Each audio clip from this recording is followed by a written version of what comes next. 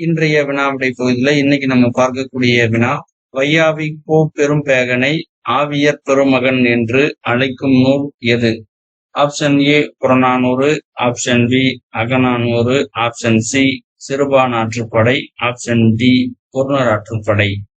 வையாவி கோ பெரும்பேகனை ஆவியர் பெருமகன் என்று அழைக்கும் நூல் எது அப்படின்னு நம்ம கேட்டிருந்தோம். இந்த வினாவிற்கான பதில் ஆப்ஷன் சி சிறுபானாற்றுப்படை.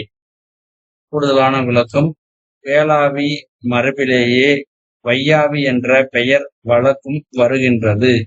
வேளாவி கோமான் பதுமனுக்கு பின்னோனாக வள்ளல் எழுவருள் ஒருவனான வையாவி கோ பெரும்பேகன் வர காண்கிறோம். இவன் ஆவியர் கோ 147வது பாடல்ல சொல்லக்கூடிய செய்தி, ஆவியர் பெருமகன் சிறுபானாற்றுப்படையில 86வது அடி எனவும் குறிக்கப் பெறுகிறான். நன்றி.